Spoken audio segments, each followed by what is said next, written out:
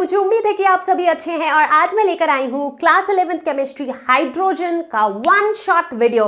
खत्म करेंगे पूरे लेसन को सिर्फ एक वीडियो में। और जितने भी बच्चे मेरे साथ सारी की सारी चैप्टर्स पढ़ते आ रहे हैं केमिस्ट्री के, उन्हें तो पता ही है कि वन शॉट वीडियो पूरा देखने के बाद आपके कॉन्सेप्ट्स होते हैं क्रिस्टल क्लियर। एग्जैक्टली। तो मैं हूं Roshni from Learner Hub, the free learning platform, जहां पर आप फिजिक्स, केमिस्ट्री, मैथ्स, बायोलॉजी सब कुछ पढ़ सकते हो absolutely for free at learnerhub.com। तैयार है सभी लोग? Let's get started.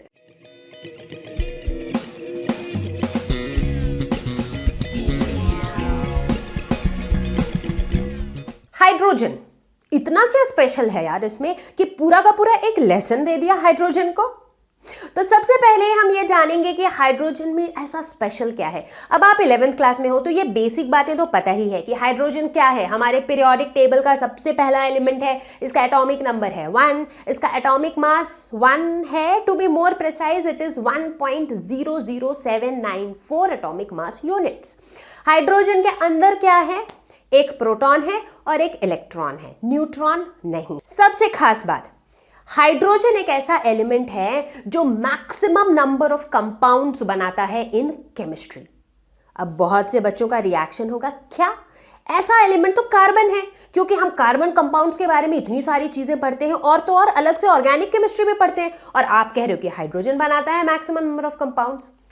ऐसे सोचो, ये जितने भी ऑर्गेनिक कंपाउंड्स आप पढ़ते हो, चाहे वो मीथेन है, ईथेन है, ईथीन है, बेंजीन है, कोई सा भी ऑर्गेनिक कंपाउंड जो आप पढ़ते हो, क्या उसके अंदर हाइड्रोजन नहीं होता? होता है ना। अगर मीथेन की बात करो, उसमें अगर एक कार्बन है तो 4 हाइड्रोजन है। ईथेन की बात करो, अगर 2 कार्बन है तो 4 हाइड्रोजन है। तो बेसिकली जब आप ध्यान से देखोगे तो इन सारे कार्बन कंपाउंड्स में कार्बन के साथ साथ हाइड्रोजन भी चिपके होते हैं, राइट। तो व्हेन वी एक्चुअली नोटिस, जब हम एक्चुअली फोकस करते हैं तो हम देखते हैं कि hydrogen maximum number of compounds बनाता है। अब डे टू डे लाइफ में ही देख लो, कार्बन कंपाउंड्स में तो हाइड्रोजन है ही, इसके अलावा पानी, जल ही जीवन है, पानी में हाइड्रोजन है, और पानी नहीं हो तो हम भी नहीं है, राइट। इनफैक्ट प्लांट्स, एनिमल्स सब के अंदर हाइड्रोजन होता है। बिसाइड्स दैट अगर आप बात करो चाहे रॉकेट प्रोपेलेंट्स की, चाहे मेटलर्जी की, हर जगह हाइड्रोजन का यूज होता है। तो कुल मिला के हाइड्रोजन स्पेशल है, हाइड्रोजन इंपॉर्टेंट है, और हमें हाइड्रोजन के बारे में पढ़ना है। तो जो बात करते हैं हाइड्रोजन के हिस्ट्री की, थोड़ा सा इतिहास देख लेते हैं। तो हाइड्रोजन डिस्कवर हुआ था इन 16th सेंचुरी। लैवोशियर ने ये नाम दिया था हाइड्रोजन। हाइड्रोजन मतलब हाइड्रो बोले तो वाटर, पानी, जेन आया है जनरेटर से, जो जनरेट करता है, जो प्रोड्यूस करता है। तो हाइड्रोजन का नाम ये रखा गया कि जो वाटर को प्रोड्यूस करता है, वाटर प्रोड्यूसर। क्यों? क्योंकि उस समय देखा गया कि जब हाइड्रोजन को ऑक्सीजन में बर्न किया जाता है तो वाटर बनता है, H2O बनता है। तो वहीं से नाम आया था हाइड्रोजन। तो बच्चा पार्टी, हाइड्रोजन के बारे में इतना सुपर डुपर स्पेशल है क्या? पहला एलिमेंट है, ठीक है, लाइटेस्ट एलिमेंट है, ठीक है। इनफैक्ट यूनिवर्स का मोस्ट एबंडेंट एलिमेंट है, almost 70% of it is hydrogen, right. चलो, ये तो काफी स्पेशल बात थी। इतना ही नहीं, हम देखते हैं कि पूरे पीरियोडिक टेबल के अंदर हाइड्रोजन एक ऐसा एलिमेंट है जो एल्कली मेटल्स के साथ भी सिमिलैरिटी शो करता है और हैलोजेंस के साथ भी। एल्कली मेटल्स कौन हुए? Group 1 elements of the periodic table, जैसे कि लिथियम, सोडियम, पोटेशियम वगैरह। हैलोजेंस क्या हुए? बिल्कुल दूसरे छोर पे क्लोरीन, फ्लोरीन, ब्रोमीन, आयोडीन, ये हो गए। तो पीरियोडिक टेबल में हम देखते हैं कि एल्कली मेटल्स और हैलोजेंस जो है ना, वो बिल्कुल 2 एंड पर हैं। तो इन दोनों की प्रॉपर्टीज एक दूसरे से काफी अलग है, बट पता नहीं कैसे हाइड्रोजन इन दोनों को रिजेंबल करता है। तो चलो देखें कैसे। सबसे पहले देखते हैं कि किस तरह से हाइड्रोजन एल्कली मेटल्स यानी कि ग्रुप 1 एलिमेंट्स को रिजेंबल करता है। तो सबसे पहला रिजेंबलेंस तो है हाइड्रोजन का इलेक्ट्रॉनिक कॉन्फ़िगरेशन। तो अगर आप हाइड्रोजन का इलेक्ट्रॉनिक कॉन्फ़िगरेशन लिखोगे तो ये होगा 1s1। उसके नीचे चले जाओ लिथियम पे तो होगा 1s2 2s1। उसके नीचे चले जाओ सोडियम पे तो होगा 1s2 2s2 2p6 3s1। तो जैसे जैसे आप ये ग्रुप 1 के सारे एलिमेंट्स को देखोगे, सबके पास एक वैलेंस इलेक्ट्रॉन होता है, ठीक है। दूसरा सिमिलैरिटी देखो, अब चूंकि सबके पास एक वैलेंस इलेक्ट्रॉन होता है तो भैया सबको स्टेबल होना है, किसी को वो एक इलेक्ट्रॉन लेके अनस्टेबल नहीं बैठना है। तो सब क्या सोचते हैं कि यार ये इलेक्ट्रॉन को दो और छुट्टी करो, राइट। तो सब चाहते हैं कि इस इलेक्ट्रॉन को दान में देते हैं, इलेक्ट्रोपॉजिटिव बन जाते हैं, स्टेबल बन जाते हैं, क्योंकि सबको तो स्टेबल स्टेट चाहिए, राइट। तो हाइड्रोजन भी इन अल्कली मेटल्स की तरह अपने इस एक इलेक्ट्रॉन को दे देता है और बना लेता है H+, ठीक है। तीसरा सिमिलैरिटी देखो, अब ग्रुप 1 के जितने भी एलिमेंट्स हैं ना, इन सब का ऑक्सीडेशन स्टेट होता है +1, और ठीक उसी तरह से हाइड्रोजन का भी ऑक्सीडेशन स्टेट होता है +1। हालांकि एक्सेप्शंस आर देयर, अभी उसके बारे में बात नहीं करते, अभी हम इन जनरल बात कर रहे हैं, राइट। तो लेट्स नॉट कॉम्प्लिकेट इट। अब चौथा सिमिलैरिटी है कि ठीक बाकी सारे अल्कली मेटल्स की तरह हमारा ये जो इलेक्ट्रोपॉजिटिव हाइड्रोजन है, ये दूसरे एलिमेंट्स के साथ मिल करके ऑक्साइड्स बनाता है, हैलाइड्स बनाता है, सल्फाइड्स बनाता है, राइट। तो ये सारी बातें सुन करके किसी को भी लगेगा कि यार हाइड्रोजन तो अल्कली मेटल ही है, देखो सारी चीजें अल्कली मेटल्स जैसी हैं, लेकिन ये स्पेशल है, ये यूनिक है। अभी हम देखते हैं कि कैसे इसकी काफी सारी प्रॉपर्टीज जो हैं ये हैलोजन से मैच करेगी। तो फिर से बात करते हैं इलेक्ट्रॉनिक कॉन्फ़िगरेशन की। अब आप बोलोगे कि मैम मजाक कर रहे हो क्या, अभी तो आपने इलेक्ट्रॉनिक कॉन्फ़िगरेशन बताया कि हाइड्रोजन का अल्कली मेटल से सिमिलर है। अरे वही तो खास बात है कि इसके इलेक्ट्रॉनिक कॉन्फ़िगरेशन में हैलोजन के साथ भी सिमिलैरिटी है। कैसे? देखो हाइड्रोजन में क्या होता है, 1s1, ठीक है। अब हाइड्रोजन को स्टेबल होने के लिए क्या चाहिए, या तो फुल्ली फिल्ड हो उसके पास, करेक्ट। फुल्ली फिल्ड क्या होगा हाइड्रोजन का, ऑक्टेट तो होगा नहीं। हाइड्रोजन के लिए जो nearest fully filled stable state है दैट इज डुप्लेट, राइट। तो उसके पास अगर 2 इलेक्ट्रॉन हो तब भी वो स्टेबल हो सकता है, और अगर उसके पास जो 1 इलेक्ट्रॉन है उसको वो छोड़ दे तब भी वो स्टेबल हो सकता है। और इसी चक्कर में इसके दोनों के साथ सिमिलैरिटी हो जाती है। तो अब अल्कली मेटल की तरह कई बार हाइड्रोजन जो है अपना उस एक इलेक्ट्रॉन को दे के H+ बना लेता है, और कई बार हाइड्रोजन एक और इलेक्ट्रॉन ले करके H- बना लेता है, और तब उसका बिहेवियर किसके जैसे हो जाता है, हैलोजेंस की तरह। अगर आप फ्लोरीन को देखो तो उसका इलेक्ट्रॉनिक कॉन्फ़िगरेशन है 1s2 2s2 2p5, मतलब एक इलेक्ट्रॉन की जरूरत है, तो वो एक इलेक्ट्रॉन लेके स्टेबल बन जाएगा। क्लोरीन को देखो 1s2 2s2 2p6 3s2 3p5, एक इलेक्ट्रॉन मिल जाके तो स्टेबल हो जाएगा। तो F-, Cl- ये सारे आयंस बनाते हैं हैलोजेंस, और उसी तरह हाइड्रोजन भी बना सकता है H- आयन। तो हो गया ना सिमिलैरिटी हैलोजन के साथ। तो यानी कि इसका इलेक्ट्रोनेगेटिव कैरेक्टर जो है that is just like halogens. इतना ही नहीं, कंपाउंड फॉर्मेशन की बात करो तो जिस तरह से हैलोजेंस बनाते हैं, ठीक उसी तरह से हैलोजेंस जैसे हैलाइड्स बनाते हैं, उसी तरह से हाइड्रोजन भी अपना हाइड्राइड बनाता है, lithium hydride, sodium hydride, calcium hydride वगैरह वगैरह। एक और बहुत खास बात जो हाइड्रोजन का सिमिलर है with halogens, and that is very high ionisation enthalpy.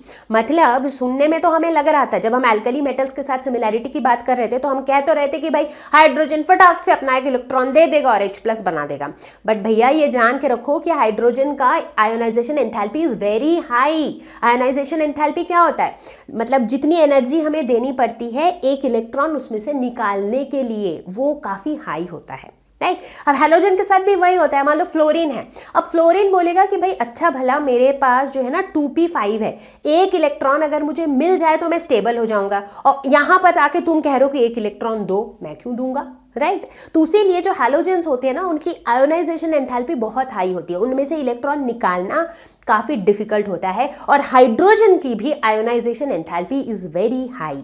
तो हम क्या देख रहे हैं कि हाइड्रोजन का ये यूनिक एक बिहेवियर है जिसकी वजह से ये काफी चीजों में अल्कली मेटल्स को रिजेंबल करता है और काफी चीजों में हैलोजेंस को।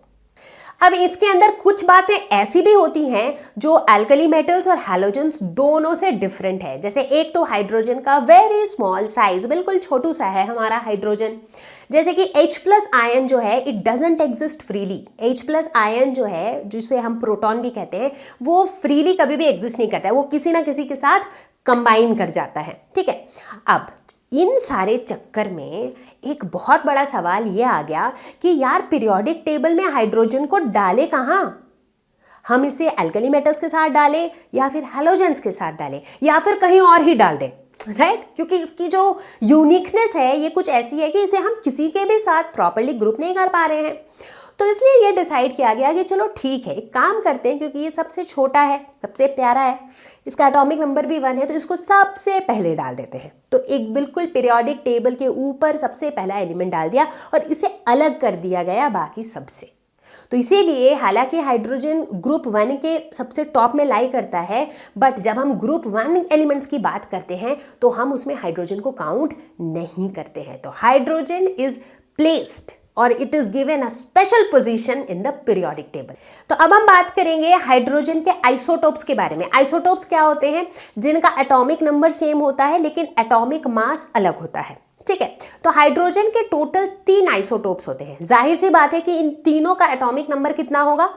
1, लेकिन इनके जो एटॉमिक मास हैं वो अलग होते हैं। क्या होते हैं? वो होते हैं 1, 2, 3। तो इन तीनों के 3 नाम दिए गए हैं, जो कि है प्रोटियम, ड्यूटेरियम एंड ट्रिटियम। तो जो प्रोटियम है ये वही वाला हाइड्रोजन है जिसकी हम आमतौर पे बात करते हैं, मतलब ये इसका रिलेटिव एबंडेंस बहुत हाई है, तो अधिकतर जगह यही पाया जाता है। इसीलिए आमतौर पर हम जिस हाइड्रोजन की बात करते हैं दैट इज प्रोटियम, जिसका atomic number is 1, atomic mass is also 1। ठीक है, दूसरा है ड्यूटेरियम, जिसका एटॉमिक नंबर तो 1 है बट एटॉमिक मास इज 2। इसे हम हेवी हाइड्रोजन भी कहते हैं। और तीसरा है ट्रिटियम, जिसका एटॉमिक नंबर 1 है और एटॉमिक मास 3 है, और ये बहुत बहुत रेयर होता है, वेरी रेयर। ये अपर एटमॉस्फेयर में बनता है और ये नेचर में रेडियो एक्टिव भी होता है। अब ऐसा पाया गया है कि ये जो तीनों आइसोटोप्स हैं, चूंकि इन तीनों का एटॉमिक नंबर सेम है तो इसलिए इनका इलेक्ट्रॉनिक कॉन्फ़िगरेशन भी सेम है। इस वजह से इनकी जो केमिकल प्रॉपर्टीज हैं वो सिमिलर है, क्योंकि केमिकल प्रॉपर्टीज जो है वो कहीं ना कहीं इलेक्ट्रॉनिक कॉन्फ़िगरेशन पे डिपेंड करता है। हालांकि फ़र्क सिर्फ इतना है कि जो रिएक्शन का जो रेट है ना, जैसे जिस तरह से प्रोटियम रिएक्ट करेगा किसी भी कंपाउंड के साथ, उसी तरह से ड्यूटेरियम और ट्रिटियम भी करेगा, जस्ट दैट जो रेट ऑफ रिएक्शन है वो स्लो हो जाएगा। ठीक है, अब अगर बात करें फिजिकल प्रॉपर्टीज की तो हम देखते हैं कि उसमें हमें फ़र्क दिखता है। दैट इज़ बिकॉज इनके एटॉमिक मास अलग अलग हैं। तो हम देखते हैं चाहे melting point, boiling point, density, इन चीज़ों की बात करो तो इन तीनों आइसोटोप्स में काफ़ी फ़र्क दिखता है। अमेजिंग। तो चलो अब हम बात करने वाले हैं हाइड्राइड्स के बारे में। हम ये नोटिस करते हैं कि जो डाई हाइड्रोजन यानी कि H2 है, ये नॉर्मल कंडीशंस में सारे एलिमेंट्स के साथ कंबाइन करके बनाते हैं हाइड्राइड्स। हालांकि इसका एक एक्सेप्शन है और वो एक्सेप्शन है नोबल गैसेस। नोबल गैसेस, जैसा कि मैं हमेशा कहती हूँ कि दे आर लाइक साधु, मतलब वो ना देश दुनिया से ऊपर उठ चुके हैं। उन्हें कुछ फर्क नहीं पड़ता है कि यार इधर क्या हो रहा है उधर क्या हो रहा है। वो क्या है, वो नॉन रिएक्टिव है, उन्हें किसी से रिएक्ट नहीं करना है। वो स्टेबल हैं, वो स्टेबल रहना चाहते हैं, वो डिस्टर्ब नहीं होना चाहते हैं, राइट। तो वैसे ही हैं हमारे नोबल गैसेस। तो उनकी बात अगर छोड़ दो तो उनके अलावा बाकी सारे एलिमेंट्स के साथ कंबाइन हो करके हाइड्रोजन बनाता है हाइड्राइड्स, जैसे कि lithium hydride, sodium hydride, magnesium hydride, calcium hydride and so on. तो हाइड्राइड्स जो है ये 3 टाइप्स के होते हैं, ionic hydrides, covalent hydrides and metallic hydrides. तो चलो सबसे पहले समझते हैं आयोनिक हाइड्राइड्स। ये कब बनते हैं? जब हाइड्रोजन अपने से ज़्यादा इलेक्ट्रोपॉजिटिव एलिमेंट के साथ कंबाइन होता है। और हाइड्रोजन से ज़्यादा इलेक्ट्रोपॉजिटिव एलिमेंट हमें कहाँ मिलता है? हमें मिलता है एस ब्लॉक में, एग्जैक्टली यानी कि ग्रुप 1 वाले एल्कली मेटल्स या फिर ग्रुप 2 वाले एल्कलाइन अर्थ मेटल्स। ये सारे जो एलिमेंट्स हैं जब ये हाइड्रोजन के साथ कंबाइन होकर के हाइड्राइड्स बनाते हैं उन्हें हम कहते हैं आयोनिक हाइड्राइड्स, जैसे कि lithium hydride, sodium hydride, magnesium hydride, calcium hydride, beryllium hydride, ये सारे आयोनिक हाइड्राइड्स के एग्जाम्पल्स हैं। तो चलो फटाफट से आयोनिक हाइड्राइड्स के कैरेक्टरिस्टिक्स देखते हैं। क्रिस्टलाइन सॉलिड होते हैं, हैविंग व्हाइट और ग्रेइश कलर, जनरली इस तरह के कलर होते हैं, क्रिस्टलाइन होते हैं, that is very specific shape, एकदम जगह जगह पे क्रिस्टल लैटिस के अंदर इसके एटम्स या आयंस बंधे होते हैं। Not just that, high melting point होता है, हाई बॉइलिंग पॉइंट भी होता है, हाई डेंसिटी होती है, सब जो है बिल्कुल पास पास होते हैं, तो ऑब्वियसली जो डेंसिटी है वो काफी ज्यादा होती है। High enthalpy, conduct electricity in मॉल्टन state, reacts vigorously with water, ethanol and ammonia, मतलब चाहे वो H2O हो या फिर C2H5OH हो, इथेनॉल या फिर अमोनिया हो NH3, सभी के साथ ये बहुत विगरसली रिएक्ट करते हैं। लिथियम हाइड्राइड एक एक्सेप्शन है, इसके अलावा बाकी जितने भी हाइड्राइड्स हैं they undergo combustion when heated in air. ठीक है, एयर में ऑक्सीजन के प्रेजेंस में they undergo combustion. They are very strong reducing agents. अब रिड्यूसिंग एजेंट्स क्या होते हैं? जो दूसरों को रिड्यूस करा देते हैं, राइट? ये बताने की जरूरत नहीं है, रेडॉक्स रिएक्शन वाले लेसन में हमने पढ़ा था what are reducing agents, right? चलो, तो ये तो हो गया आयोनिक हाइड्राइड्स। तो अब हम बात करेंगे कोवेलेंट हाइड्राइड्स की। तो इस तरह के हाइड्राइड्स तब बनते हैं जब हाइड्रोजन अपने से ज्यादा इलेक्ट्रोनेगेटिव एलिमेंट के साथ कंबाइन होता है। तो हाइड्रोजन से ज्यादा इलेक्ट्रोनेगेटिव एलिमेंट हमें कहाँ मिलता है? P block elements, exactly P block elements, जैसे कि चाहे नाइट्रोजन है, चाहे ऑक्सीजन है, चाहे कार्बन है, ये सारे हाइड्रोजन से ज्यादा इलेक्ट्रोनेगेटिव हैं। मीथेन, जैसे कि अमोनिया NH3, जैसे कि वाटर H2O, ये सारे कोवेलेंट हाइड्राइड्स के एग्जाम्पल्स हैं। इस तरह के हाइड्राइड्स में जो हाइड्रोजन एटम्स होते हैं वो कोवेलेंट बॉन्ड से जुड़े होते हैं, इसीलिए इनका नाम है कोवेलेंट हाइड्राइड्स। अब कोवेलेंट हाइड्राइड्स के अंदर भी 3 कैटेगरीज होती हैं, 3 टाइप्स होती हैं। एक होता है इलेक्ट्रॉन डेफिशिएंट हाइड्राइड, एक होता है इलेक्ट्रॉन प्रिसाइज हाइड्राइड और तीसरा होता है इलेक्ट्रॉन रिच हाइड्राइड। तो अगर हम बात करेंगे इलेक्ट्रॉन डेफिशिएंट, तो उसमें हम बात करेंगे जैसे कि BF3 बोरोन ट्राइफ्लोराइड। वहां पर हम देखते हैं कि जो हमारा सेंट्रल एटम बोरोन होता है वो इलेक्ट्रॉन डेफिशिएंट होता है, उसके पास उतने इलेक्ट्रॉन्स नहीं होते हैं जितने होने चाहिए। इसका हालांकि ये टेट्राहेड्रल ज्योमेट्री होता है, but this is an electron deficient species. दूसरी तरफ जब हम बात करेंगे मीथेन की, यानी कि CH4, वहां पे हम देखेंगे कि जो हमारा सेंट्रल एटम है उसके पास एग्जैक्टली उतने ही इलेक्ट्रॉन्स हैं जितने होने चाहिए थे। तो ये है एग्जाम्पल एक इलेक्ट्रॉन प्रिसाइज हाइड्राइड का। और वहीं अगर हम बात करें एमोनिया यानी कि NH3, जिसका होता है पिरामिडल शेप कुछ इस तरह का, वहां पर हम देखते हैं कि जो हमारा सेंट्रल एटम नाइट्रोजन है उसने सारे बॉन्ड्स बना लेने के बाद भी उसके पास एक्स्ट्रा इलेक्ट्रॉन्स बच गए हैं। तो ये है एक एग्जाम्पल इलेक्ट्रॉन रिच हाइड्राइड का। तो चलो अभी इन तीनों कैटेगरी को थोड़ा और डिटेल में समझते हैं। तो हमारे पास ये 3 कैटेगरीज की हाइड्राइड्स हैं, कोवेलेंट हाइड्राइड्स हैं, electron deficient, electron precise and electron rich. ठीक है, डेफिशिएंट मतलब जिसके पास कमी है, रिच मतलब जिसके पास बहुत ज्यादा इलेक्ट्रॉन है, और प्रिसाइज मतलब एग्जैक्टली जितने चाहिए उतने ही है। ठीक है, तो ऐसे वाले हाइड्राइड्स किसके साथ बनते हैं? ग्रुप 13 के साथ बनते हैं इलेक्ट्रॉन डेफिशिएंट हाइड्राइड्स, जैसे कि BH3, AlH3। ठीक है, कैसे ये इलेक्ट्रॉन डेफिशिएंट है? चलो स्ट्रक्चर बना के देखते हैं। तो अगर हम लुईस स्ट्रक्चर बनाएं तो जो बोरॉन है इसके पास कितने वैलेंस इलेक्ट्रॉन्स होते हैं? 3, 1 2 3। अब ये तो 3 इलेक्ट्रॉन है, ये हाइड्रोजन के 3 हाइड्रोजन के एक इलेक्ट्रॉन के साथ बॉन्ड बना लेगा और इस तरह से बनेगा BH3। बट अगर मैं बोरॉन सेंट्रल एटम को खाली देखूं तो बोरॉन के पास कितने इलेक्ट्रॉन है? 1 2 3 4 5 6। तो मतलब बोरॉन के पास क्या ऑक्टेट है? नहीं है, इसके पास 2 इलेक्ट्रॉन कम है, राइट? 2 इलेक्ट्रॉन की डेफिशिएंसी है टू फॉर्म ऑक्टेट, करेक्ट? तो इसीलिए इसे हम क्या कहेंगे? Electron deficient hydride. ठीक है, तो इस तरह के हाइड्राइड्स हम देखते हैं कि ग्रुप 13 वाले एलिमेंट्स के साथ बनते हैं। चलो अब बात करते हैं इलेक्ट्रॉन प्रिसाइज। ठीक है, इलेक्ट्रॉन प्रिसाइज बोले तो जैसे कि CH4 मीथेन की अगर हम बात करें तो लेट अस से दिस इज कार्बन। कार्बन में कितने इलेक्ट्रॉन है? 1 2 3 4। ठीक है, 4 वैलेंस इलेक्ट्रॉन होते हैं। अब ये चारों जो है 4 हाइड्रोजन के एक इलेक्ट्रॉन के साथ बॉन्ड बनाएंगे। तो अगर अब हम सेंट्रल एटम को देखें तो कार्बन के पास कितने इलेक्ट्रॉन्स हो गए? 8। तो मतलब ये एग्जैक्टली जो है अपना ऑक्टेट पूरा कर रहा है। तो ये क्या हो गया? Electron precise. जितने इलेक्ट्रॉन इसे पूरे करने थे उतने इलेक्ट्रॉन इसे कर लिए।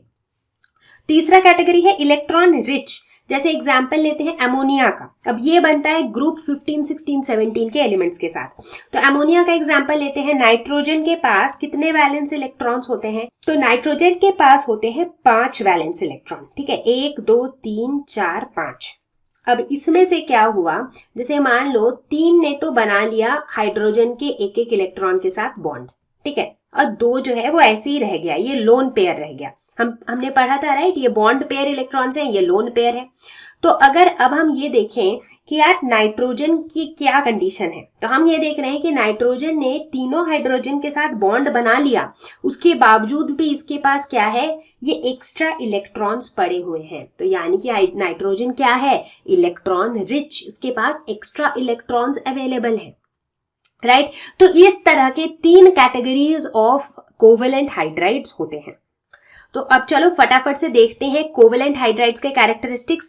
पहला कैरेक्टरिस्टिक, ये सॉफ्ट होते हैं, लो मेल्टिंग पॉइंट होता है, लो बॉइलिंग पॉइंट होता है। जबकि अभी अभी जब हम बात कर रहे थे आयोनिक हाइड्राइड्स की, तो उनके high melting and high boiling points होता है। तो यहाँ पे लो क्यों होता है, because of weak inter particle force, जो आपस के अंदर में जो पार्टिकल्स 2, 3, 4, 5 पार्टिकल्स के बीच का जो फोर्स है वो कमजोर होता है। इसकी वजह से लो मेल्टिंग पॉइंट आसानी से मेल्ट हो जाता है, आसानी से बॉयल हो जाता है, ठीक है।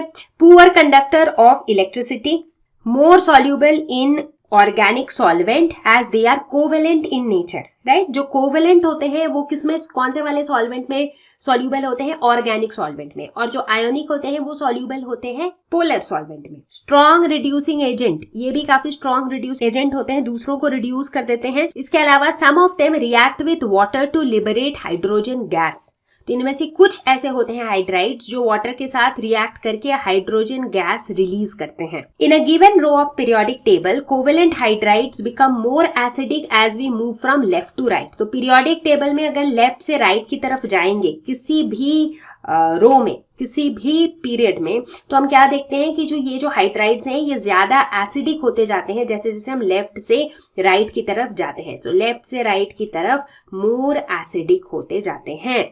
तो अब हम बात करेंगे मेटालिक हाइड्राइड्स के बारे में। मेटालिक हाइड्राइड्स, नाम से क्या लग रहा है, क्या होंगे ये, गेस करो, कर ही सकते हो। जब हाइड्रोजन मेटल के साथ कंबाइन करेगा तब वो बनाएगा मेटालिक हाइड्राइड्स। बट सवाल ये उठता है कि ये किस तरह के मेटल्स की हम बात कर रहे हैं। तो देखो थोड़ा लॉजिक लगाओ, अभी तक हमने जो भी बातें की उसमें हमने कहा कि यार आयोनिक हाइड्राइड्स बनाएगा किसके साथ, एस ब्लॉक एलिमेंट्स के साथ। कोवेलेंट हाइड्राइड्स बनाएगा किसके साथ, पी ब्लॉक एलिमेंट्स के साथ। तो बचा क्या, डी ब्लॉक और एफ ब्लॉक एलिमेंट्स, और वो क्या है, वो है ट्रांजिशन मेटल्स। तो यानी कि हाइड्रोजन जब ट्रांजिशन मेटल्स के साथ कंबाइन करे तब वो बनाता है मेटालिक हाइड्राइड्स।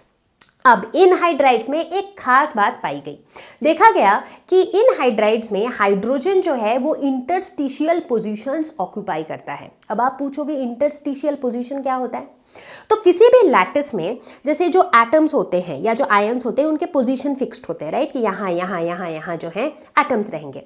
अब उन पोजीशन के बीच वाली जो जगहें होती हैं, जो बीच वाले पोजीशंस होते हैं, उन्हें हम कहते हैं इंटरस्टिशियल पोजीशन या फिर इंटरस्टिसेस। इसे आप ऐसे भी समझ सकते हो कि जैसे मान लो कि आपकी क्लास में चेयर लगी हुई है, chair number 1, 2, 3, 4, 5 and so on. अब हर चेयर में एक एक बच्चा बैठ गया, 1 में, 2 में, 3 में, 4 में, 5 में, सब में बैठ गया। अगर कोई बच्चा आया जब सारे चेयर्स फुल हो चुके हैं या नहीं भी हुए हैं, अगर 2 चेयर के बीच में कोई बच्चा बैठ जाए तो वो जो पोजीशन है दैट इज इंटरस्टिशियल पोजीशन।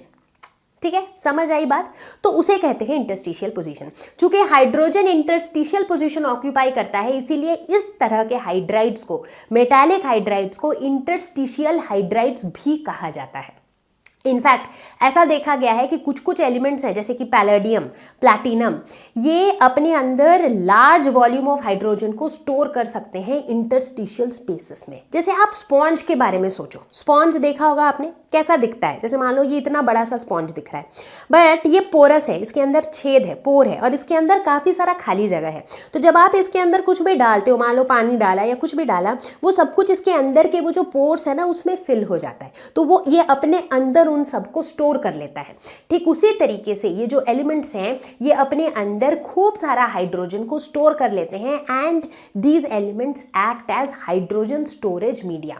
और ये जो फैक्ट है, ये जो कॉन्सेप्ट है, दिस इज वेरी यूजफुल क्योंकि फ्यूचर में जैसे हम हाइड्रोजन को as a source of energy use करने का सोच रहे हैं तो वहां पर हाइड्रोजन स्टोरेज बहुत क्रिटिकल होगा और वहां पर ये वाली प्रॉपर्टी काफी काम आएगी। चलो फटाफट से देखते हैं मेटालिक हाइड्राइड्स के कैरेक्टरिस्टिक्स। पहला characteristic, they are generally powders और ब्रिटल सॉलिड्स हैविंग डार्क और मेटालिक अपीयरेंसेस। ब्रिटल मतलब जो टूट जाए, ठीक है, दैट इज ब्रेकेबल। तो इस तरह के सॉलिड्स होते हैं मेटालिक हाइड्राइड्स, और इनका अपीयरेंस काफी मेटल के जैसा ही होता है।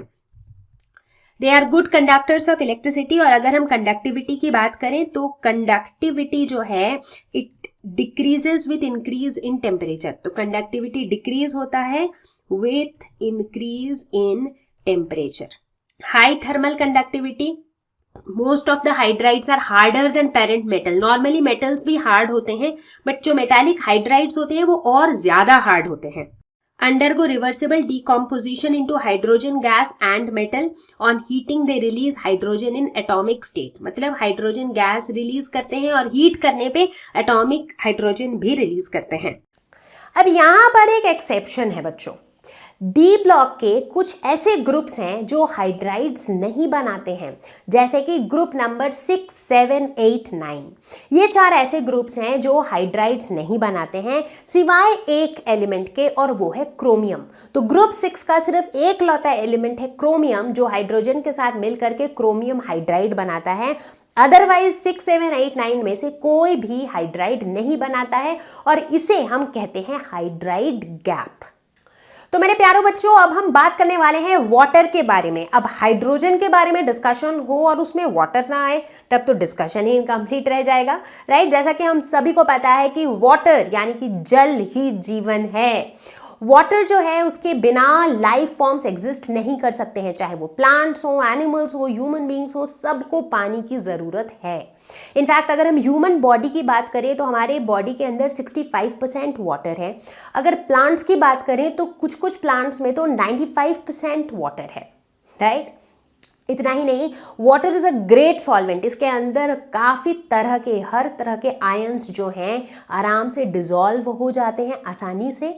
और इतना ही नहीं, वाटर को हम बड़ी ही आसानी से दूसरे स्टेट में ट्रांसफॉर्म कर सकते हैं। जैसे पानी को हम आसानी से सॉलिड स्टेट में ले जा सकते हैं, जैसे कि आइस। पानी को हम बड़ी ही आसानी से वेपर स्टेट में भी ले जा सकते हैं, जैसे कि वाटर वेपर। तो चलो अब हम बात करते हैं वाटर के स्ट्रक्चर की। तो अगर शेप की बात करें तो water is a bent molecule. इस तरह का बेंट शेप होता है। तो यहाँ पर ये रेड वाली बॉल रिप्रेजेंट कर रही है ऑक्सीजन, और ये ब्लू वाले बॉल्स हैं हाइड्रोजन। नाउ हाइड्रोजन का साइज ऑब्वियसली छोटा होता है, but this is just a demo जिससे आपको आइडिया लगे कि शेप कैसा होता है।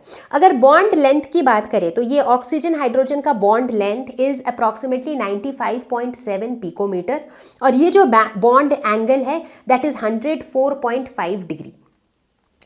अगर इसके पोलैरिटी की बात करें तो हम देखते हैं कि जो ऑक्सीजन है वो हाईली इलेक्ट्रोनेगेटिव होता है, जो हाइड्रोजन है वो बहुत कम इलेक्ट्रोनेगेटिव होता है। तो इलेक्ट्रोनेगेटिविटी में डिफरेंस होता है, and as a result it is highly polar molecule with a net dipole moment of 1.84 Debye. अगर हम बात करें इसके हाइब्रिडाइजेशन की, तो जैसा कि हमने वैलेंस बॉन्ड थ्योरी में पढ़ा था कि वाटर का हाइब्रिडाइजेशन होता है sp3, जिसकी वजह से इसका ज्योमेट्री होता है टेट्राहेड्रल। लेकिन चूंकि वाटर के अंदर 2 बॉन्ड पेयर इलेक्ट्रॉन्स होते हैं जो ये बॉन्ड बना रहे होते हैं हाइड्रोजन के साथ, और 2 लोन पेयर इलेक्ट्रॉन होते हैं, और इन लोन पेयर इलेक्ट्रॉन्स के होने की वजह से इसका जो शेप है दैट इज बेंट शेप, या फिर इसे एंगुलर शेप भी कहा जाता है। तो चलो फटाफट से एक बार हाइब्रिडाइजेशन देख लेते हैं। यार सबको याद होगा मैंने पढ़ाया था वैलेंस बॉन्ड थ्योरी। कहाँ पे पढ़ाया था? ये केमिकल बॉन्डिंग वाले चैप्टर में वैलेंस बॉन्ड थ्योरी पढ़ा था हमने, जिसके अंदर हमने हाइब्रिडाइजेशन पढ़ा था, और हमने देखा था कि किस तरह से हम अलग अलग मॉलिक्यूल्स की हाइब्रिडाइजेशन निकालते हैं। और ठीक उसी प्रोसेस से आप वाटर की भी हाइब्रिडाइजेशन निकाल सकते हो, और जब आप निकालोगे तो आपको मिलेगा कि hybridisation is sp3 hybridisation. sp3 hybridisation का मतलब होता है कि जब 1s ऑर्बिटल और 3p ऑर्बिटल्स साथ में कंबाइन करके बनाते हैं 3sp3 हाइब्रिड ऑर्बिटल्स। ठीक है, तो अगर हम वाटर की बात करें तो सबसे पहले हम ऑक्सीजन का इलेक्ट्रॉनिक कॉन्फ़िगरेशन लिखते हैं, जो कि होगा 1s2 2s2 2p4। यानी कि इसमें कितने वैलेंस इलेक्ट्रॉन्स हैं? 2 + 4 दैट इज 6। तो इसे अगर हम इस तरह से ब्लॉक बना के इसमें अगर हम इलेक्ट्रॉन्स को डालें तो कुछ इस तरह से होगा 2s2 और 2p4। 2p4 में हमने ऐसे क्यों डाला? ऐसे ही डालते हैं हमने poly exclusion principle, Hund's law, ये सारी चीजें पढ़ रखी हैं। तो 2p में हम पहले सब में एक एक डालेंगे, जब सारे सिंगली ऑक्यूपाइड हो जाएंगे तब हम इनको पेयर अप करना शुरू करेंगे। और पेयरिंग अप ऑब्वियसली हमेशा ऑपोजिट स्पिन्स में होती हैं। ठीक है, ये तो बेसिक बातें हैं जो हम पढ़ चुके हैं केमिकल बॉन्डिंग में। अगर किसी ने वैलेंस बॉन्ड थ्योरी की वीडियो नहीं देखी है तो फटाफट से जाके देख लो उस वीडियो को, बहुत इंपॉर्टेंट टॉपिक है। ठीक है, फिर यहां पर क्या होता है, होता कुछ यूं है कि s, ये जो 2s है और ये जो 2p ऑर्बिटल्स हैं, ये सारे जो है मिक्सअप होकर के क्या बनाते हैं, ये सारे मिक्सअप होके बनाएंगे sp3 हाइब्रिड ऑर्बिटल्स। ठीक है, तो अगर इसे इस तरीके से देखो, मतलब इसका स्ट्रक्चर अगर देखो तो यहां पर क्या दिख रहा है, जो स्फेरिकल वाला है वो है 2s और ये वाले जो डम्बल शेप वाले हैं वो क्या है, p ऑर्बिटल्स। तो ग्रीन कलर के जो है उसके अंदर क्या है, सिंगल इलेक्ट्रॉन वाले हैं, जो ब्लू वाला है उसके अंदर पेयर्ड अप इलेक्ट्रॉन्स हैं। ठीक है, सबको समझ में आ रहा है। अब क्या होगा, 2 हाइड्रोजन के एटम्स आएंगे। ठीक है, तो देखो 2 हाइड्रोजन के एटम्स इस तरीके से आएंगे और फिर क्या होगा, ये 2 हाइड्रोजन एटम के साथ ये जो ग्रीन वाले थे ये क्या बना देंगे, सिग्मा बॉन्ड। तो यहां पर बन जाएगा एक सिग्मा बॉन्ड, यहां पर बन जाएगा एक sigma bond. So that is basically the single bond. ठीक है, और ये ब्लू वाले इलेक्ट्रॉन्स के साथ क्या होगा, ये जो इलेक्ट्रॉन्स हैं they are basically the lone pairs. ठीक है, जो वेल्ले रह जाते हैं, वेल्ले पेयर्स, याद है हमने पढ़ा था, लोन पेयर, बॉन्ड पेयर। तो as a result of this hybridization, इसका जो जियोमेट्री होता है, जियोमेट्री यहाँ पे क्या होता है, टेट्राहेड्रल, क्योंकि जहां पर भी sp3 हाइब्रिडाइजेशन होता है वहां की जियोमेट्री होती है टेट्राहेड्रल। ये भी हमने पढ़ा था उसी लेसन में। बट अगर हम इसके शेप की बात करते हैं तो हम देखते हैं कि चूंकि ऊपर जो है लोन पेयर है तो बेसिकली ये दिखता कैसा है, इसका शेप कुछ इस तरह का दिखता है। तो इस शेप को हम कहते हैं बेंट शेप या फिर एंगुलर शेप। ठीक है, तो ये था हमारा वाटर का sp3 हाइब्रिडाइजेशन। तो चलो अब बात करते हैं वाटर के क्रिस्टलिन फॉर्म का। अभी मैं बता रही थी ना कि बड़ा आसान होता है वाटर को उसके सॉलिड फॉर्म में ले जाना, उसके वेपर फॉर्म में ले जाना। तो क्या होता है वाटर का सॉलिड फॉर्म, आइस। एग्जैक्टली। तो अगर हम आइस की बात करें तो हम देखते हैं कि आइस की डेंसिटी वाटर से कम होती है। ऐसा लगता नहीं है बट ऐसा होता है। अगर आपने कभी ये गौर किया हो कि जो आइस क्यूब्स है इन्हें जब आप पानी में डालते हो तो क्या होता है, आइस क्यूब्स वाटर के ऊपर, पानी के ऊपर देखो फ्लोट कर रही होती है। क्यों? क्योंकि इनकी डेंसिटी वाटर से कम होती है। इनफैक्ट इसी प्रॉपर्टी के बेस्ड हम एक चीज नेचर में ऑब्जर्व करते हैं कि लेक्स के ऊपर विंटर सीजन में क्या होता है कि जो पानी होता है ना वो जम जाता है because the temperature drops down so much.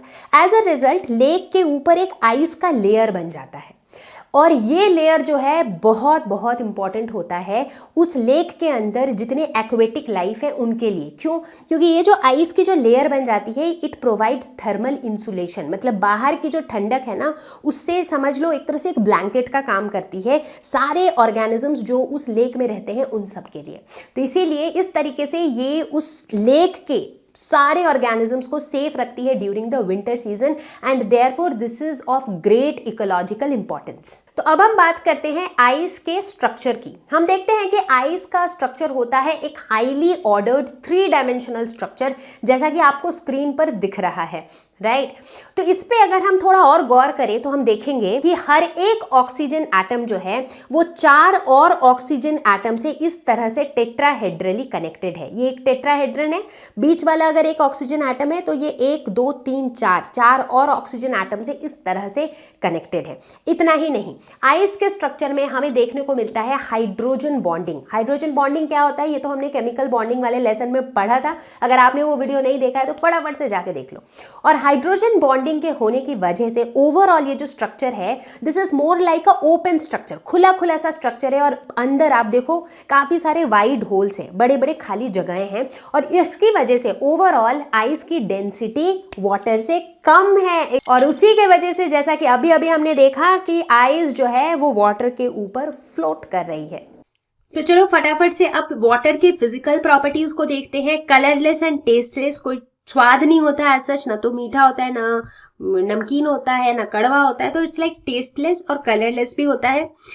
High freezing point, high boiling point, high heat of vaporisation and high heat of fusion, ये सारी चीजें हाई होती है वाटर में।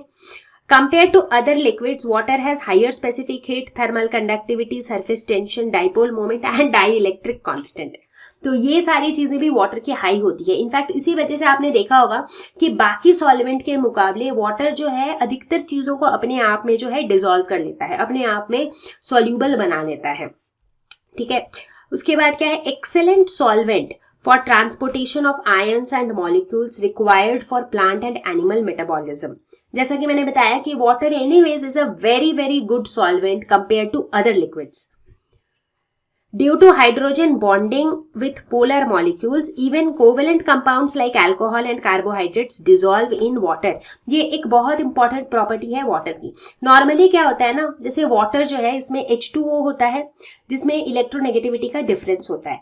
ऑक्सीजन ज्यादा इलेक्ट्रोनेगेटिव है, हाइड्रोजन कम इलेक्ट्रोनेगेटिव है, राइट। तो बेसिकली वाटर जो है ये कैसा मॉलिक्यूल है, this is basically a polar in nature, but still हम देखते हैं कि इसके अंदर आयोनिक कंपाउंड्स के साथ साथ कोवेलेंट कंपाउंड्स भी सॉल्युबल होते हैं, और वैसा होता है बिकॉज ऑफ हाइड्रोजन बॉन्डिंग।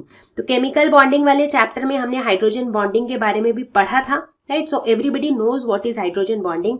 तो इस तरह से वाटर की ये सारी कुछ स्पेशल प्रॉपर्टीज हैं जिसकी वजह से water is different from other liquids. अब बारी है केमिकल प्रॉपर्टीज की। तो सबसे पहले तो वाटर इज न्यूट्रल, ना तो एसिडिक होता है ना ही बेसिक होता है, और इसका प्रूफ है लिटमस पेपर। लिटमस पेपर का कलर चेंज नहीं होता है। दूसरा, small dissociation. Water is very stable and does not dissociate even at high temperature. High temperature में भी ऐसा नहीं होता है कि वाटर जो है ना वो टूट के अपने आयंस में बिखर जाए, because it is very very stable.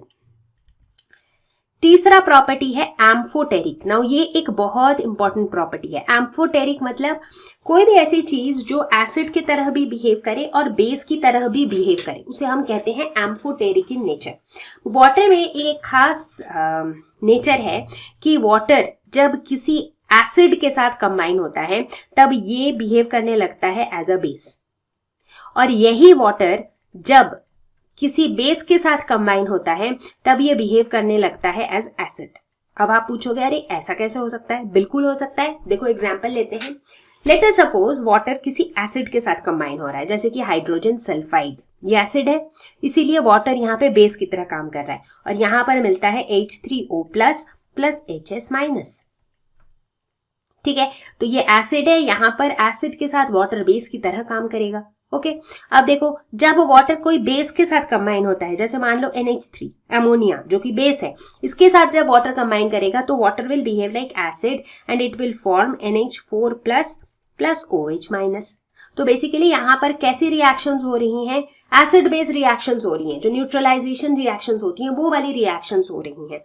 तो वाटर की ये एक बहुत ही ज्यादा खास बात है, इसीलिए हम कहते हैं कि water is amphoteric in nature. Redox reactions, water जो है ना ये ऑक्सीडाइज भी हो सकता है, ये रिड्यूस भी हो सकता है।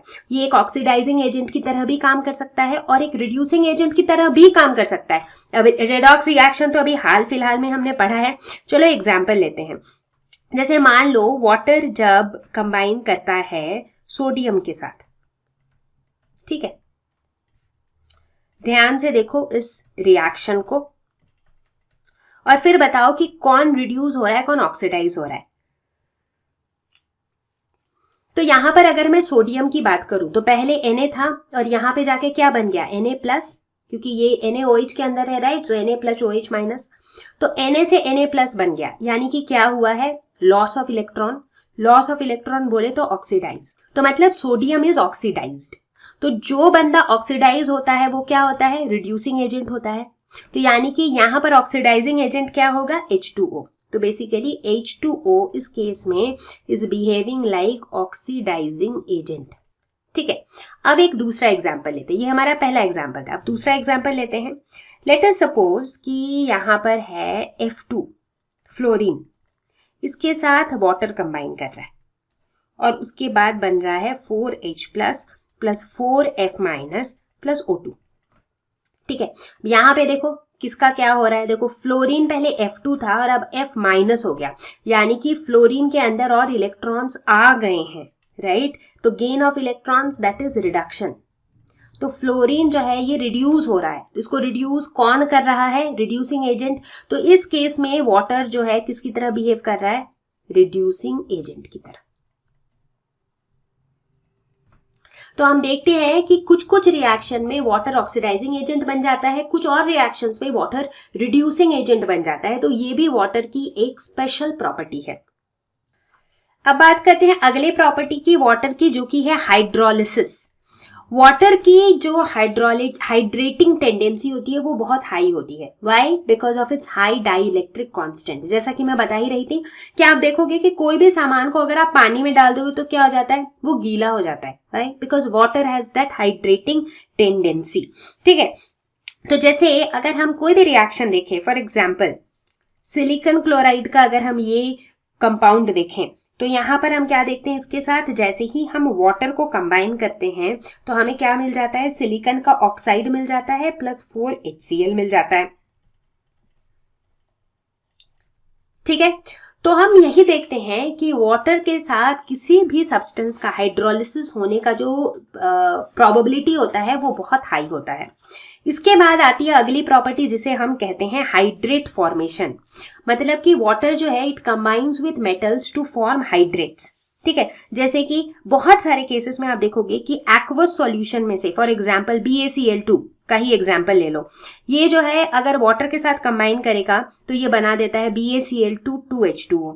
उसी तरह अगर आप कॉपर सल्फेट की बात करो, CuSO4 वाटर के साथ कंबाइन करके बना देगा CuSO4 5H2O। राइट? तो इसे हम क्या कहेंगे, इन्हें हम कहेंगे हाइड्रेट्स। तो बहुत सारे इस तरह के कंपाउंड्स एक्वस सॉल्यूशन में से बहुत सारे जो सॉल्ट्स हैं they are crystallized as hydrated salts. इन्हें हम क्या कहते हैं, इन्हें हम कहते हैं हाइड्रेटेड सॉल्ट्स।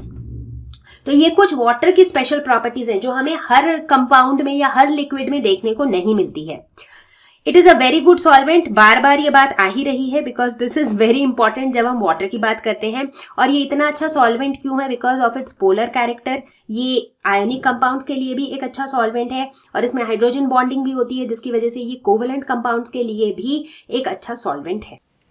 क्या आपने कभी इस तरह की कॉन्वर्जेशन सुनी है कि हम किसी नए जगह में शिफ्ट हुए हैं या फिर किसी नए शहर में शिफ्ट हुए हैं और यार यहाँ पे शिफ्ट होते ही ना मेरे बाल झड़ने लगे क्योंकि यहाँ का पानी अच्छा नहीं है, यहाँ के पानी में ना अच्छे से कपड़े धुलते नहीं हैं, अच्छे से उसकी गंदगी साफ नहीं होती है क्योंकि यहाँ का पानी अच्छा नहीं है।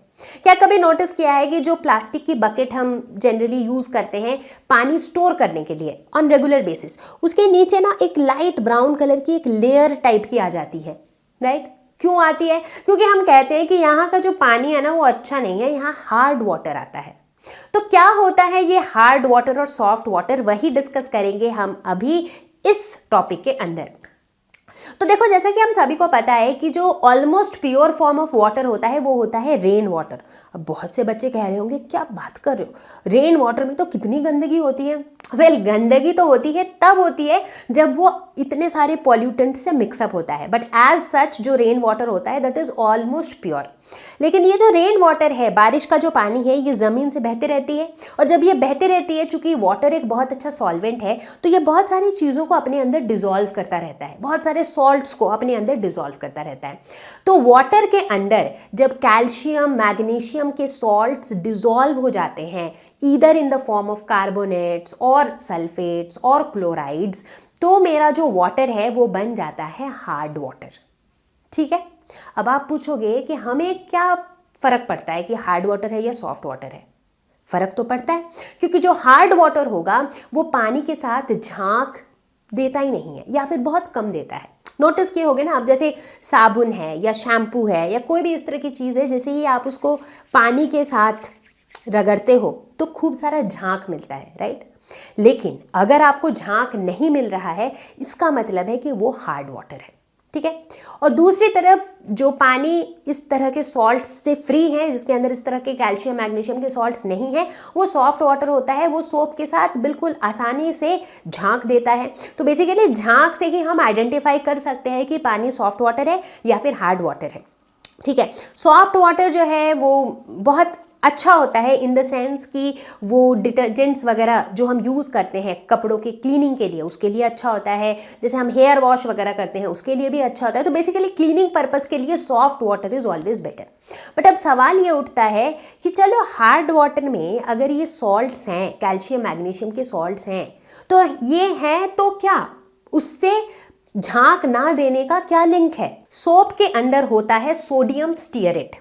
जब सोप हार्ड वाटर के साथ मिक्स होता है, हार्ड वाटर के अंदर क्या होता है, कैल्शियम और मैग्नीशियम सॉल्ट्स, तो ये दोनों साथ में मिल करके बना देते हैं कैल्शियम या मैग्नीशियम स्टीयरेट, जो कि एक प्रेसिपिटेट है, यानी कि वो सॉल्यूबल नहीं है। तो एज अ रिजल्ट ये हमें एक लेयर की तरह दिखता है जिसे हम कहते हैं स्केल। इनफैक्ट अभी थोड़ी देर पहले मैं बोल रही थी ना कि बकेट के नीचे लेयर दिखती है, तो वो लेयर क्या है, वो लेयर ऐसे ही बनती है, ठीक है। उसी तरह से जब आप कपड़े धो रहे होते हो तो वहां पर भी आपका ये प्रेसिपिटेट एक स्केल की तरह ये एक लेयर बनते रहता है, जिसकी वजह से बहुत इफेक्टिवली वॉशिंग ऑफ क्लोथ्स नहीं हो पाती है और डर्ट बहुत इफेक्टिवली रिमूव नहीं होती है आसानी से। अब ये जो हार्डनेस होती है वाटर के अंदर, ये भी दो तरह की होती है, एक होती है टेम्पोररी हार्डनेस, एक होता है परमानेंट हार्डनेस। तो टेम्पोररी हार्डनेस ऑफ वाटर का मतलब है कि जो वाटर में जो हार्डनेस आई है that is because of calcium और मैग्नीशियम के कार्बोनेट्स, ठीक है। मैंने बताया था कि जो हार्डनेस ऑफ वाटर होती है ये बहुत फॉर्मेट में होती है, ये कार्बोनेट फॉर्म में हो सकती है, ये सल्फाइड फॉर्म में हो सकती है, ये क्लोराइड फॉर्म में हो सकती है। तो जब ये कार्बोनेट फॉर्म में होती है तब उसे हम कहते हैं टेम्पोररी हार्डनेस। और टेम्पोररी हार्डनेस ऑफ वाटर को हम दो तरीके से रिमूव भी कर सकते हैं। एक तो सिंपल बॉइलिंग, सिर्फ बॉइलिंग से ही टेम्पररी हार्डनेस चली जाती है, और दूसरा है क्लार्क्स मेथड। तो चलो इन दोनों तरीकों को थोड़ा डिटेल में समझते हैं। तो कैसे रिमूव करते हैं हम temporary hardness? By boiling. Boil करने से ही टेम्पररी हार्डनेस चला जाएगा। कैसे? अब देखो, हार्डनेस किसकी वजह से होता है? हार्डनेस होता है इसकी वजह से, जैसे मान लो मैग्नीशियम बाइकार्बोनेट की हम बात करते हैं, इसके होने की वजह से ही तो हार्डनेस होता है। अब खास बात ये होती है कि ये जो कंपोनेंट होता है ये वाटर में सॉल्यूबल होता है। तो इसलिए अब जैसे हार्ड वाटर होता है, आपको दिखता थोड़ी है कि अलग से उसमें कुछ पड़ा हुआ है, क्योंकि जो उसके अंदर ये जो मैग्नीशियम का सॉल्ट होता है वो उसके अंदर अच्छे से मिला हुआ होता है, सॉल्यूबल होता है। बट जब हम इसे बॉयल कर देते हैं, बॉयल कैसे करेंगे? हीट करेंगे ऑब्वियसली। तो जब हम हीट करते हैं तो हमें क्या मिल जाता है? मैग्नीशियम हाइड्रोक्साइड मिल जाता है, जो कि इनसॉल्यूबल होता है। इसीलिए ये प्रेसिपिटेट की तरह नीचे जमा हो जाता है, और साथ में क्या मिलता है? साथ में CO2 रिलीज होता है, ठीक है। अब चूंकि ये प्रेसिपिटेट की तरह हमें मिलता है तो दिस कैन बी फिल्टर्ड, इसको हम आराम से छान सकते हैं और हटा सकते हैं, और इस तरीके से हमारा हार्ड वाटर जो है उसमें से ये हट जाएगा, ये मैग्नीशियम का जो कंपोनेंट है, मैग्नीशियम आयंस जो है उसमें से हट जाएंगे और ये मेरा सॉफ्ट वाटर हो जाएगा, ठीक है। तो मेजरली जो हार्ड वाटर होता है उसमें होता क्या है? ये मैग्नीशियम या कैल्शियम के सॉल्ट्स होते हैं। तो देखो व्हाट हैपेंस, अगर कैल्शियम होता, जैसे मान लो अगर कैल्शियम बाइकार्बोनेट होता, तो उस केस में क्या होता? इसको भी जब हम हीट करते तो क्या मिल जाता हमें? CaCO3, that is calcium carbonate, जो कि प्रेसिपिटेट फॉर्म में मिलता, प्लस H2O प्लस CO2। तो ये चूंकि प्रेसिपिटेट फॉर्म में मिलता तो इसे भी हम फिल्टर आउट कर लेते, ठीक है। अब दूसरा एक तरीका होता है जिसे हम कहते हैं क्लार्क्स मेथड। तो ये क्लार्क्स मेथड क्या होता है? क्लार्क जो है ना, इस क्लार्क्स मेथड के अंदर हम बेसिकली करते ये हैं कि हम लाइम को ऐड करते हैं हार्ड वाटर में। So lime is added to hard water, ठीक है। So what is lime? चलो उससे पहले देखते हैं। अब हार्ड वाटर में लेटर से CaHCO3 है, इसमें हमने लाइम ऐड किया, that is CaOH2, this is lime. तो जब हम इसे ऐड करेंगे तो हमें क्या मिलता है? हमें वापस से CaCO3 मिल जाता है, जो कि एक प्रेसिपिटेट है, और चूंकि ये प्रेसिपिटेट की तरह मिलता है तो this can be filtered out, और इस तरीके से जो हार्ड वाटर है उसमें से मेरे कैल्शियम आयंस हट जाएंगे, ठीक है। सिमिलरली इसी तरह का रिएक्शन होगा मैग्नीशियम के साथ भी। तो जो मैग्नीशियम के भी सॉल्ट्स हैं, लेट्स से MgHCO3, इसके साथ जब हम CaOH2 को ऐड करेंगे तो हमें मिलेगा CaCO3 plus MgOH2 plus 2H2O। तो यहाँ पर जो है CaCO3 भी प्रेसिपिटेट फॉर्म में मिलेगा, MgOH2 भी प्रेसिपिटेट फॉर्म में मिलेगा। तो इन सब को हम क्या कर सकते हैं? हम हटा सकते हैं, फिल्ट्रेशन से इन्हें हटा सकते हैं, और इस तरीके से हम टेम्पररी हार्डनेस को रिमूव कर सकते हैं। तो अब देखते हैं कि परमानेंट हार्डनेस क्यों होती है पानी में। तो वाटर का जो परमानेंट हार्डनेस होता है that is because of soluble salts of calcium and magnesium in the form of chlorides and sulphates. तो कार्बोनेट्स के फॉर्म में होता है टेम्पररी हार्डनेस, क्लोराइड्स और सल्फेट्स के फॉर्म में जब रहता है तब होता है permanent hardness. Permanent hardness of water को हम बॉइलिंग से रिमूव नहीं कर सकते हैं, हालांकि कुछ और तरीके हैं, जैसे कि एक तो हम इसे वॉशिंग सोडा के साथ ट्रीट करके हटा सकते हैं।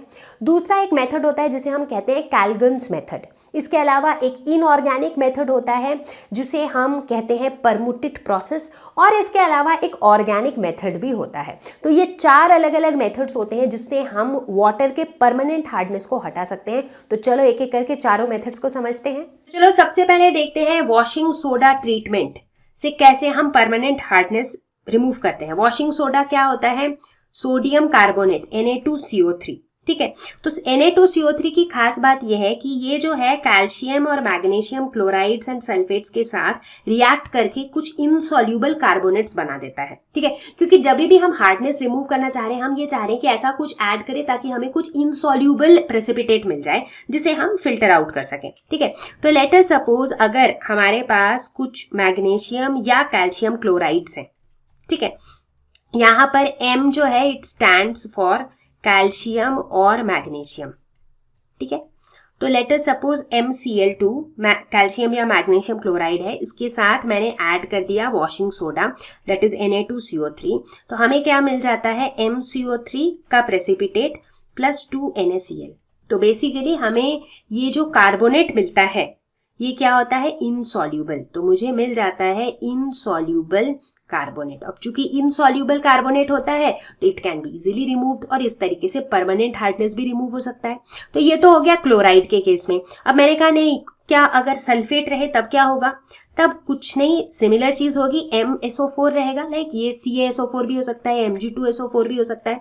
इसके साथ जब हम Na2CO3 को ऐड करेंगे तो हमें क्या मिलेगा? MCO3 का प्रेसिपिटेट प्लस Na2SO4। तो ये क्या है? ये भी इनसॉल्यूबल कार्बोनेट है। तो इस तरीके से वॉशिंग सोडा ट्रीटमेंट से हम लोग परमानेंट हार्डनेस रिमूव कर सकते हैं। अब देखते हैं कैलगन्स मेथड, ठीक है। ये कैलगन होता क्या है? क्या ये किसी साइंटिस्ट का नाम है? Well not really. कैलगन जो है ये कॉमर्शियल नेम है इस पर्टिकुलर कंपाउंड का, Na6P6O18, ठीक है, जिसे हम कहते हैं सोडियम हेक्सामेटाफॉस्फेट। तो इसी कंपाउंड का कॉमर्शियल नाम है कैलगन। तो इसीलिए इस मेथड को कैलगन्स मेथड कहा जाता है, ठीक है। तो या इसमें क्या होगा? अब देखो बेसिकली ये जो कंपाउंड है ना, ये कंपाउंड कुछ इस तरीके से टूटता है। Na6P6O18 जो है ये टूट के बना सकता है 2Na प्लस Na4P6O18 2-, ठीक है।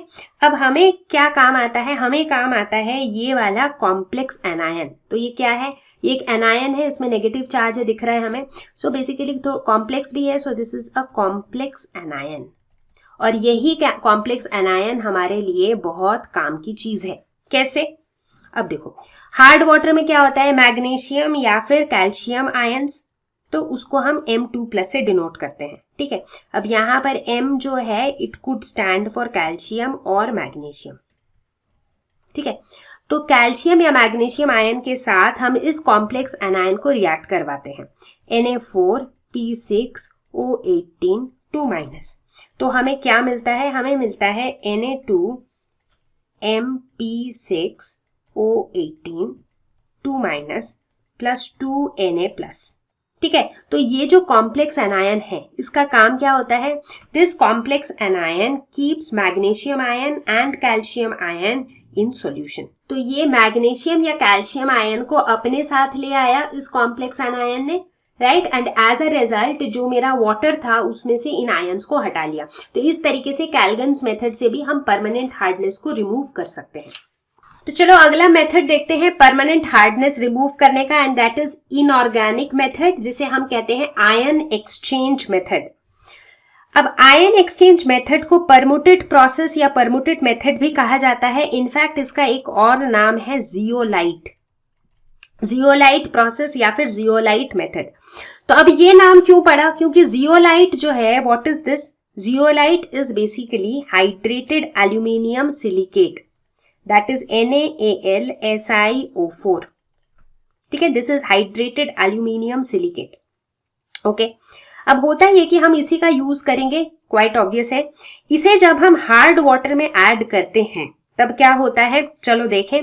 तो हम ऐड कर देंगे सोडियम एल्यूमिनियम सिलिकेट को किसके साथ, हार्ड वाटर में। हार्ड वाटर में क्या होता है, मैग्नीशियम या फिर कैल्शियम आयंस, तो M2+, तो यहां से बन जाता है MZ2 जो कि एक सॉलिड है, प्लस 2Na+। ठीक है, अच्छा, अब होता यह है कि ये रिएक्शन तब तक चलते रहता है जब तक हमारे पास ये जियोलाइट है, बट जैसे ही इसमें से सोडियम खत्म हो जाता है तो क्या होता है, मेरा ये पूरा रिएक्शन रुक जाएगा, करेक्ट। तो इसीलिए how do we get more sodium, it is regenerated using NaCl। तो यहां पर इसका एक सेटअप आप देख रहे हो जिसके अंदर ये हार्ड वाटर है जिसको हमने अंदर डाला, ठीक है, और हम देख रहे हैं कि अंदर जो है ये रिएक्शंस हो रहे हैं जिससे जो है हमारा हार्ड वाटर जो है वो सॉफ्ट वाटर में चेंज होके यहां से सॉफ्ट वाटर निकल रहा है। और इधर NaCl का रोल क्या है, टू रीजेनरेट दिस सोडियम, ताकि ये जो हमारा सोडियम एल्यूमिनियम सिलिकेट है ये चलता रहे और अंदर के रिएक्शंस होते रहे और हार्ड वाटर में से हार्डनेस रिमूव होते रहे। So basically this is how the process looks like रफली।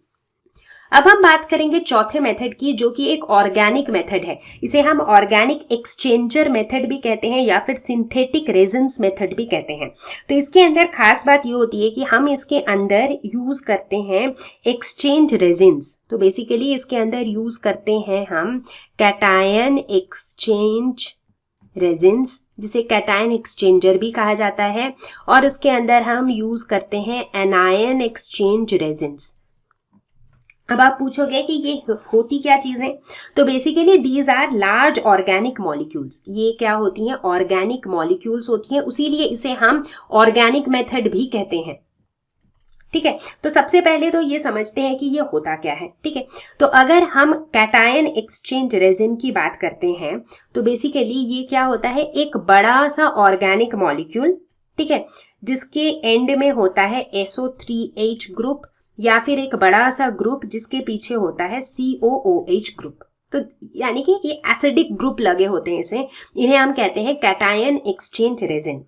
तो इनकी खास बात ये होती है कि they are capable of exchanging H+ ions, इसीलिए तो इनका नाम है exchanger. So they are capable of exchanging H+ ion. ठीक है, ये हो गया कैटायन एक्सचेंज रेजिन। अब बात करते हैं एनायन एक्सचेंज रेजिन की। तो एनायन एक्सचेंज रेजिन की हम यहां पर बात करेंगे। ये क्या होते हैं, एक बड़ा सा ग्रुप होता है जिसके लास्ट में होता है OH- या फिर एक लंबे से ग्रुप के पीछे होता है NH2-। तो देखो ये सारे क्या है, बेसिक ग्रुप्स हैं। ठीक है, इनकी क्या कैपेबिलिटी होती है, they are capable of exchanging OH- ions. ये इनकी खास बात होती है। ठीक है, तो अब यहां तक में सबको ये तो समझ आ गया कि भाई कैटायन एक्सचेंज रेजिन क्या होते हैं और एनायन एक्सचेंज रेजिन क्या होते हैं। ठीक है, ये पूरा क्लियर हो गया। ओके, अब देखो होता क्या है कि कुछ एक लगभग इस तरह का सेटअप रहता है। अब इस सेटअप के अंदर यहां से हम अंदर डाल देते हैं हार्ड वाटर। ठीक है, यहां से हार्ड वाटर अंदर चला जाता है। इस तरफ होता है कैटायन एक्सचेंज रेजिन, इस तरफ होता है एनायन एक्सचेंज रेजिन। अब चलो देखें कि इनके अंदर रिएक्शंस क्या होते हैं। तो चलो हार्ड वाटर को मैंने इसके अंदर डाल दिया, और हार्ड वाटर में होता क्या है, Ca2+ या फिर Mg2+, ये सब आयंस होते हैं हार्ड वाटर में, जिनको रिमूव करना ही हमारा टास्क होता है। ठीक है ना। तो अब जैसे ही मैंने इसे डाल दिया और ये पहुंच गया कैटायन एक्सचेंज रेजिन के अंदर, तो क्या होगा, तो अभी अभी मैंने बताया कि जो कैटायन एक्सचेंज रेजिन होता है उसका ग्रुप कुछ यूं दिखता है। तो बेसिकली इस ग्रुप को अगर ध्यान से देखो तो इनमें एक H होता है, हाइड्रोजन आयंस होते हैं इनमें, राइट। तभी तो ये हाइड्रोजन आयंस को किसी और चीज के बदले में एक्सचेंज कर सकते हैं, राइट। तो इस कैटायन एक्सचेंज रेजिन के अंदर हमारा रिएक्शन क्या होता है, लेट अस सपोज ये जो रेजिन है इसको हम RH से डिनोट करते हैं। ठीक है, ये हमारा रेजिन है, मतलब ये जो पूरा लंबा सा जो ग्रुप है ना इसको हमने R से डिनोट कर दिया। So this is my resin. ठीक है, ये किसके साथ रिएक्ट करेगा, ये रिएक्ट करेगा M2+ के साथ। ये M2+ कैल्शियम या मैग्नीशियम कुछ भी हो सकता है जो हार्ड वाटर में प्रेजेंट है, और इनके साथ रिएक्ट करके ये क्या बनाएगा, ये बनाएगा MR2 प्लस 2H+। ठीक है, तो बेसिकली यहाँ पर क्या हुआ, यहाँ पर हम देख रहे हैं कि जो हाइड्रोजन आयन है that is exchanged for calcium और मैग्नीशियम आयन। मतलब यहाँ पर पहले जो है रिएक्टेंट साइड में मैग्नीशियम आयन था या कैल्शियम आयन था, लेकिन अब प्रोडक्ट साइड में उसके बदले में H+ आयन आ गया। तो मतलब H+ आयन को एक्सचेंज कर दिया गया इन रिटर्न ऑफ कैल्शियम या फिर मैग्नीशियम आयन। ठीक है, तो इसका रिजल्ट क्या हुआ, ओवरऑल ये कैटायन एक्सचेंज रेजिन का जो रिएक्शन था इसका रिजल्ट क्या हुआ, रिजल्ट ये हुआ कि हमें H+ आयन मिल गया। तो H+ आयन्स आर रिलीज्ड। अब अगर पानी के अंदर H+ आयन रिलीज हो गया तो इसका मतलब पानी क्या हो गया, वाटर बिकेम एसिडिक, क्योंकि H+ आयन के होने से तो पानी एसिडिक हो जाता है, तो वाटर मेरा एसिडिक हो गया।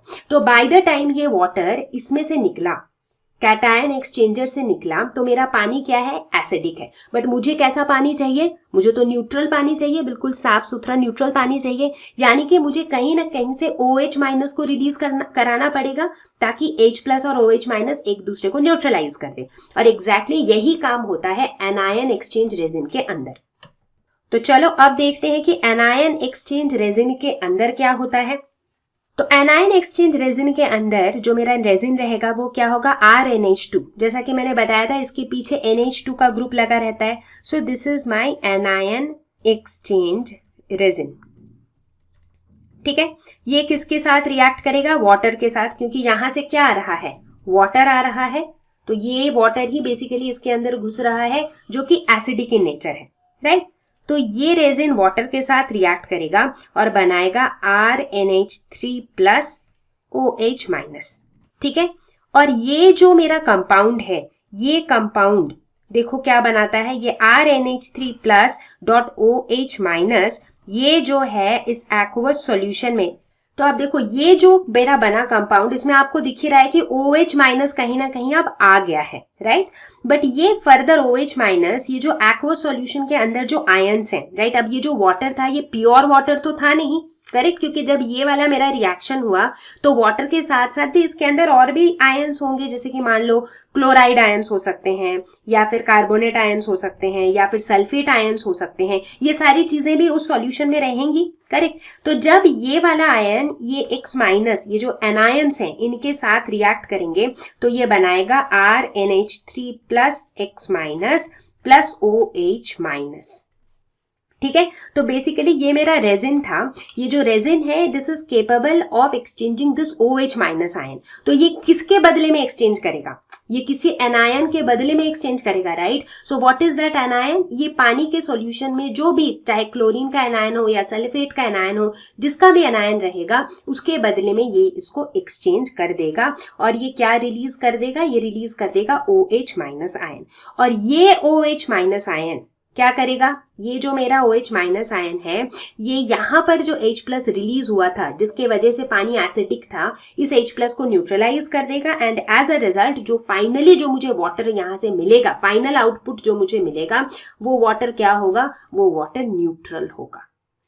तो वाटर के बारे में तो हमने काफी सारी बातें कर ली। अब वाटर होता क्या है, हमने पढ़ा था, राइट, कि हाइड्रोजन के 3 आइसोटोप्स होते हैं। तो अगर आइसोटोप्स के टर्म्स में बात करें तो वाटर जो है ये पहला आइसोटोप यानी कि प्रोटियम का ऑक्साइड है, H2O।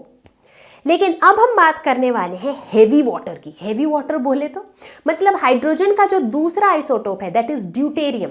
ड्यूटेरियम का जो ऑक्साइड है, जिसे हम ड्यूटेरियम ऑक्साइड भी कह सकते हैं, उसे कहा जाता है हेवी वाटर, क्योंकि ये हेवी हाइड्रोजन का ऑक्साइड है।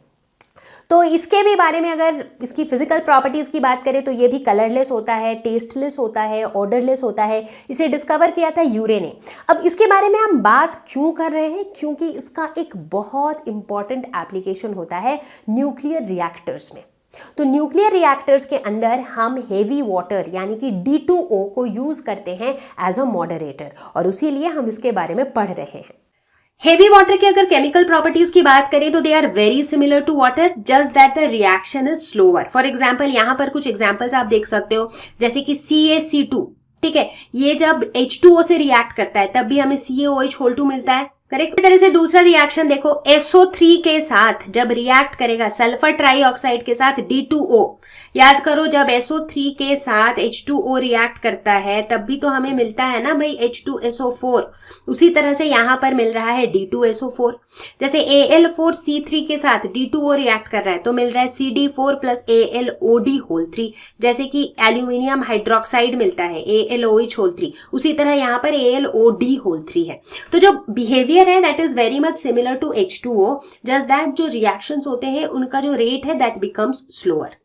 डाईहाइड्रोजन की अगर हम बात करें एज अ फ्यूल, इनफैक्ट इस लेसन की शुरुआत में ही मैंने बताया था कि फ्यूचर में जो है हम ये देखना चाह रहे हैं, ये विजुअलाइज करना चाह रहे हैं कि कैसे हम हाइड्रोजन को एक सोर्स ऑफ एनर्जी की तरह यूज कर सके, राइट। तो हम नोटिस करते हैं विद दिस डेटा, आप देख सकते हो कि जो डाईहाइड्रोजन है ये खूब सारा अमाउंट ऑफ हीट रिलीज करता है ऑन कंबशन।